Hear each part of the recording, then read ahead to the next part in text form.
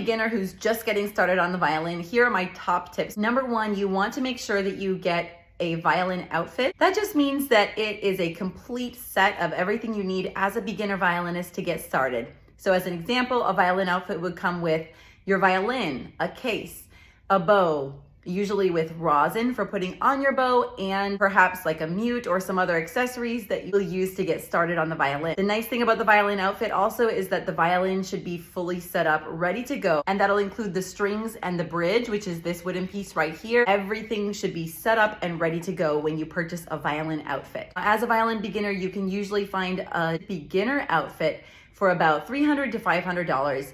I would not recommend going with Amazon violins. From my experience, those violins are not as high quality as ones that you can buy from a violin shop. You can still get the beginner violins for a pretty good price point from violin shops with that full violin outfit with higher quality materials, and the violin also sounds much better typically from those violin shops as well. Number two, make sure that you have a couple different types of violin books. So first of all, it's helpful to have one book that has different violin songs to learn. And for a second book, it can be very helpful to have a scales book.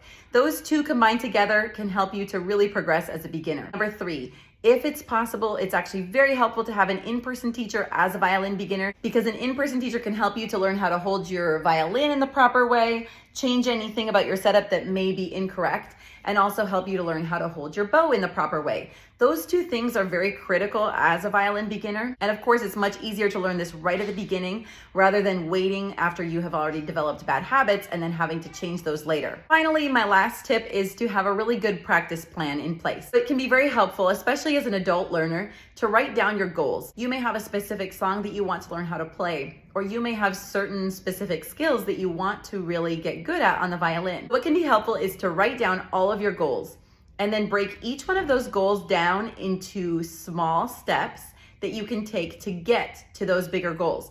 So for example, if you want to learn how to read music, you can write that down as your big goal. Smaller goals could be, number one, you want to learn all the different notes and their values, how much each note is worth. Number two, then you'll want to learn about the treble clef, which is the clef that violin music is written on, and so on. And so if you take your big goals and break them down into small, manageable, bite-sized steps, it can be a lot easier to know how to progress and what to work on when you come to your practice time every day. Typically, I'd recommend to have at least one or two songs that you're working on, one or two scales that you're working on, and on top of that, to have some extra music theory that you're learning. So I hope those tips are helpful for you. If you want to learn how to grow from beginner to advanced on the violin, go below and subscribe to my channel. You'll find lots of helpful tips and tricks on learning the violin and from going from beginner to advanced on the violin.